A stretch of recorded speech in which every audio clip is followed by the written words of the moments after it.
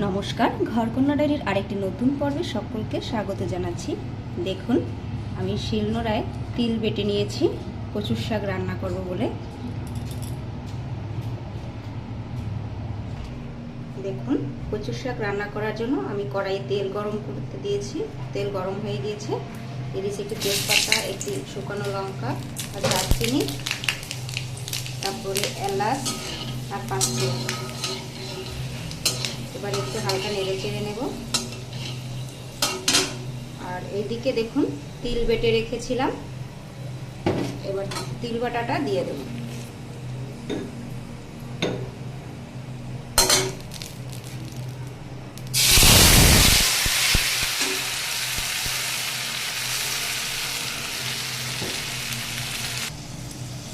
দেখুন, এবারে এই যে মশলাটা বেশ ভালোভাবে কষিয়ে নিতে হবে তেল ছাড়া অবধি। তো এখানে আমি দারচিনি, এলাচ, লং, তারপরে তেজপাতা দিয়েছি, তারপর শুকনো লঙ্কা। এর থেকে খুব সুন্দর একটা সেন্ট আসছে। এটাকে একটু বেশ ভালোভাবে কষিয়ে নেব। আর এইদিকে দেখুন, আমি কচুর শাকটাকে সিদ্ধ করে নিয়েছিলাম একটু লবণ দিয়ে। এটা কষানো হলে তারপরে কচুর শাকটা দেব। দেখুন, মশলাটাকে কিন্তু বেশ ভালোভাবে কষিয়ে নিতে হবে। আর তিল কিন্তু একটু গরম টাইপের, আর কচুর শাক ঠান্ডা, এটার সাথে এটা দিলে ব্যালেন্স হয়ে যাবে, বেশি ঠান্ডা লাগবে না। তিল খেলে শরীর গরম হয়, আর কচুর শাকটা খেলে একটু শরীর ঠান্ডা অনুভূতি হতে পারে অনেকের।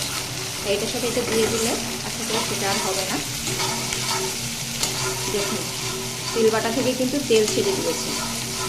আর মশলাটা এরকম কষিয়ে নিলে এখানে আর অন্য কোনো মশলা ব্যবহার করব না। এরকম গোটা মশলা আর একটু তিল বাটা এই দিয়ে আমি কচুর শাকটা করে নিচ্ছি।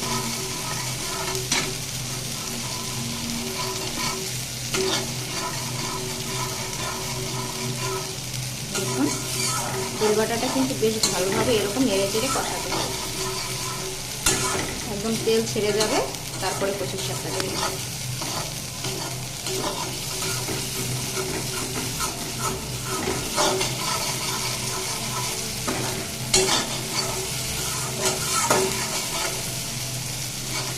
দেখুন, তেল ছেড়ে ছেড়ে আসছে।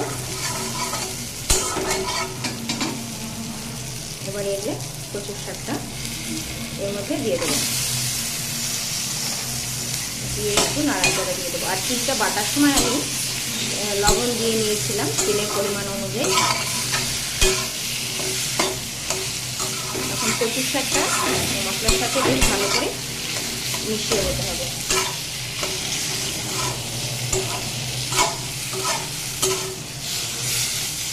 আর তিল বাটার সাথে আমি হলুদও মিশিয়েছিলাম, তাই এখন আর কোনো হলুদ লবণ না দিলেও হবে, কারণ কচুর শাকে আমি দিয়েছিলাম লবণ। আর তিল বাটাতেও যেহেতু আছে, তাও নামানোর আগে একটু দেখে নেব লাগবে কিনা, তারপরে দেবো।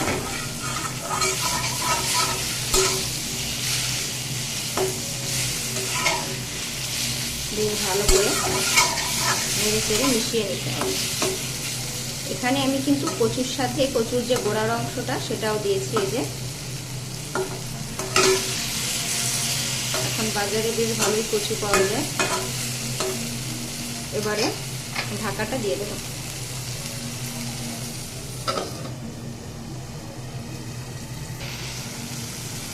দেখুন, কচুর শাকের ঢাকনাটা তুলে কচুর শাকটা কিন্তু এইভাবে ভালো করে নেড়ে চেড়ে একদম ভেঙে দিতে হবে, যতটুকু আস্তে আস্তে আছে।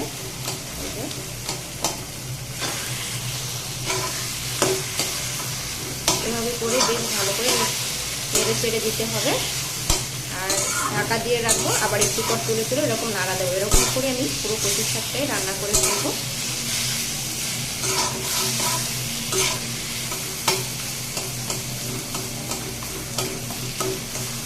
দেখুন, এদের কিছুটা আস্তে আস্তে আছে, এগুলো এরকম খুন্তি দিয়ে থেতলে দিতে হবে।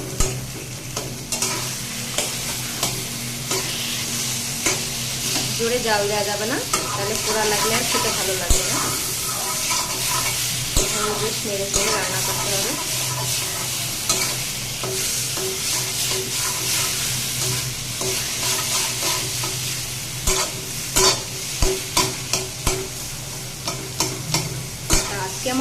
শাক রান্নার ভিডিওটি কেমন লাগলো অবশ্যই কমেন্ট করে জানাবেন।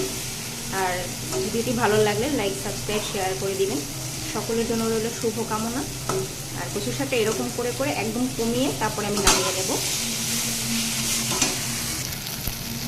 দেখুন কচুর শাকটাকে একদম নেড়ে চেড়ে একদম মিহি করে দিয়েছি, একদম মাখা মাখা হয়ে গিয়েছে। আর কড়াইয়ের গায়ে কিন্তু লেগেও থাকছে না। আমার এই কচুর শাক রান্নাটা শেষ হলো, এখন নামিয়ে নেব। কিন্তু আরেকটু চুলার উপরে রাখবো, কড়াইয়ের উপরে, এরকম থাকবে গরমে। তা এই কচুর শাক রান্নার ভিডিওটি কেমন লাগলো সকলেই কমেন্ট করে জানাবেন। সকলের জন্য রইল শুভকামনা। আজকে এই পর্যন্তই, নমস্কার।